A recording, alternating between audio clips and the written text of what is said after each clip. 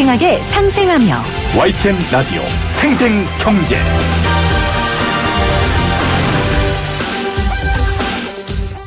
안녕하세요. YTN 라디오 생생경제 김혜민입니다. 정부의 농업 정책은 농어민의 정직함과 숭고함에 대답해야 한다. 문 대통령이 오늘 농정틀 전환을 위한 2019 타운홀 미팅 보고대회에서 한 말인데요.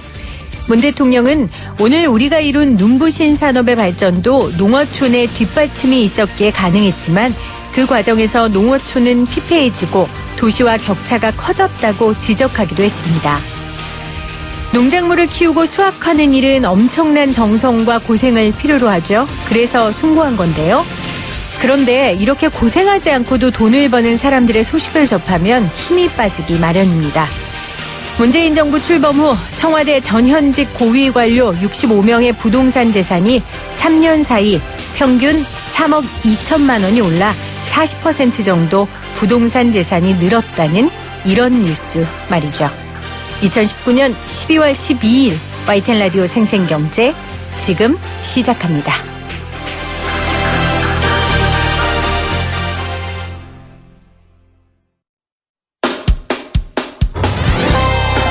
쉬운 경제, 살아있는 경제, 우리 집 경제 이야기, YTN 라디오 생생경제. 오늘 가장 뜨거운 경제 뉴스를 제일 생생하게 전해드리는 시간입니다. 제가 몇 년 전에 엄마에게 이 실손보험에 꼭 들라고 권한 적이 있었습니다. 엄마, 늙어서 여기저기 아프면 이게 나보다 효녀 노릇할 거야 라고 권한 적이 있었는데요. 실손보험 하나쯤은 다 가지고 계실 겁니다. 내년에 이 실손보험료가 크게 오른다고 하죠. 정말인지 얼마나 오르는지, 그렇다면 실손보험을 계속 가지고 있는 게 맞는 건지 전국 키움 에셋플래너 팀장과 함께 이야기 나눠보도록 하겠습니다. 팀장님 안녕하세요. 예, 안녕하세요. 자, 실손보험 하나쯤 다 가지고 있는 보험이기는 하지만 그래도 실손보험의 정의 좀 간단하게 설명을 좀 해주실까요? 예, 실손의료비 보험, 줄여서 실손보험 혹은 이제 실비라고도 하죠. 말 그대로 가입자가 실제로 부담한 의료비에 대해서 보장을 해주는 보험이라 생각하면 쉬운데요. 네. 보험 가입자가 질병이나 상해로 입원 또는 통원 치료 시 의료비로 실제 부담한 금액을 보장해주는 아주 좋은 보험이다라고 보시면 됩니다. 그래서 현재 기준으로 보면 입원 치료 시 연간 한도 5천만 원, 그다음에 통원 치료 시에는 1일 약제비 포함해서 30만 원 한도로 보상을 해주고 있습니다. 네, 우리 팀장님이 아주 좋은 보험이라고 표현을 해주셨어요. 네. 그만큼 실손보험의 혜택을 본 분들도 굉장히 많은데 가입하신 네. 분들이 꽤 많죠? 예, 사실 실손의료보험은 제2의 국민건강보험이라는 수식어가 붙을 만큼 아주 많은 가입률을 기록하고 있는데요. 전체 국민의 약 한 66%가 가입 중에 있고요. 네네. 수치로는 약 3,800만 명 정도 될 것 같습니다. 그런데 이 국무인 보험이라고 불리는 실손의료보험의 보험료가 지금 두 자릿수 인상이 불가피하다라는 이야기가 들리고 있어요. 맞습니까? 네, 맞습니다. 아쉽지만 이제 보험사가 가장 민감하게 반응하는 것 중 하나가 바로 손해율이라는 건데요. 네. 실손보험의 손해율은 이미 130%를 넘었다고 합니다. 그러니까 예를 들면 보험료로 10만 원을 보험사가 받아가지고 보험금으로 13만 원을 가입자에게 주고 있다는 뜻이에요. 그렇기 때문에 내년부터는 불가피하게 인상을 할 수밖에 없다는 그런 입장을 표명하고 있습니다. 네. 올해 실손보험 보험료를 정할 때도 많이 올랐는데 이게 또 올린다면 사실 가입자의 부담이 늘어날 수밖에 없잖아요. 그렇기 네. 때문에 명확한 근거와 기준이 있어야 될 것 같은데 어떤 것들이 있습니까? 네, 앞서 이제 보험사의 손해율, 그 다음에 물가 상승률, 의료비 상승률 등 복합적인 요소가 보험료 상승에 이제 기인한다라고 보시면 되는데, 네. 그 중에서 가장 큰 영향을 끼치는 게 앞서 말씀드렸던 바로 손해율입니다. 그렇겠죠. 자, 그렇다면 이 손해율을 키운 주범이 누구인지 우리가 좀 따져봐야 돼요. 그것은 바로 이제 비급여 치료 부분입니다. 쉽게 말씀을 드리면 우리가 병원비를 계산을 할 때 네. 국민건강보험에서 보장해주는 부분을 급여 항목이라고 하고요. 네. 보장해주지 않는 부분을 비급여 항목이라고 합니다. 문제는 이 비급여 항목의 치료가 최근 몇 년간에 최대로 급증했다는 것인데요. 이런 비급여 항목을 개인이 가입한 실손보험에서 보장을 해주다 보니까 당연히 실손보험 보험료가 상승하게 된 것이죠. 그러니까 급여 항목은 건강보험에서 보장을 해주고 그렇기 때문에 이제 의료보험이 적용돼서 비용이 싼 거고요. 의료보험이 보장이 안 되는 이제 비급여 치료 부분을 실비로 하다 보니 지금 손해율이 높아질 수밖에 없다라는 얘기인데 그래서 당초에 정부가 건강보험 보장성이 강화되면 예전에 비급여 항목이었던 게 급여 항목으로 오게 되니 보험사들은 반사이익을 볼 것이다 라고 얘기를 했단 말이에요. 그런데 예상 결과가 달랐었나 봐요. 예, 일단은 이거는 시간을 두고 조금 더 분석을 해봐야 되는 부분이 있고요. 네. 사실 이 부분은 복합적으로 한번 생각을 해봐야 합니다. 국민건강의 보장성 강화, 즉 국민건강보험에서 보장해주는 급여 항목을 늘리겠다는 것이 바로 문재인 케어의 핵심 취지인데요. 비급여 항목을 늘리겠다. 비급여 항목을 급여 항목으로 늘리겠다. 급여 항목으로 늘리겠다. 네. 예, 그러면은 보험료가 아무리 아까는 의료비가 많이 저렴해지겠죠. 근데 문제는 바로 의료 현장에 있어요, 사실은요.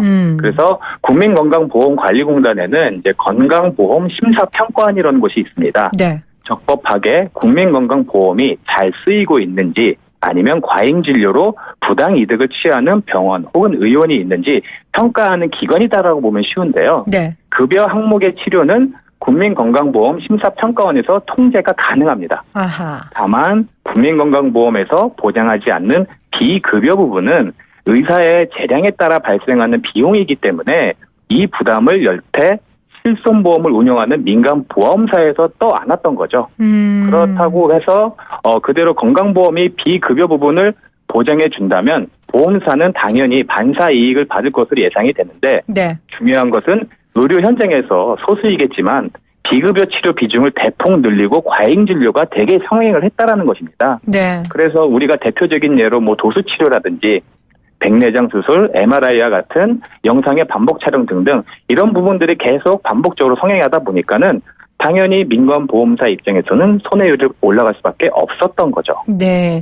실제 지금 건보공단에서는 실비보험의 그 보험료가 올라가는 게 문재인 케어와는 상관관계가 없다라고 주장을 하고 있고요. 손해율 산출 방식에 대해서도 공단은 조금 다르다라고 주장을 하고 있습니다. 저희가 이 반대되는 의견은 또 기회가 될 때 좀 들어보도록 하고 그러면 보험사들은 어느 정도를 올려야 손해를 줄일 수 있다고 지금 주장하는 겁니까? 예, 보험업계는 현재 실손보험 손해율이 이제 130%를 이미 넘었기 때문에 손해율에 맞게 조정할 것이라고 했는데요. 최대 인상률이 20%도 넘을 수 있다. 이렇게 예상을 하고 있습니다. 최대 인상률, 그러니까 실비 인상률을 최대 20%까지 올릴 수 있다라고 가능성을 보인 거죠?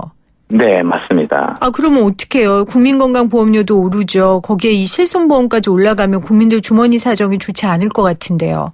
예, 맞습니다. 그래서 어떻게 보면 고령화에 따른 문제일 수도 있는데 일단은 과거보다는 부담이 올라갈 확률이 높습니다. 그만큼 이제 의료계와 보험업계 간의 상호 견제 시스템의 구축이 필요할 것 같고요. 네. 그다음에 정부 당국의 통제 그리고 두 집단 간의 균형 조정이 꼭 필요한 것 같습니다. 상호 견제 시스템 그리고 정부의 통제가 필요하다라고 얘기를 해주셨어요. 공단에서는 공사보험정책 협의체를 통해서 개선 방안 마련을 추진하고 있지만 한계가 있다라고 지금 이야기를 하고 있는 상황입니다.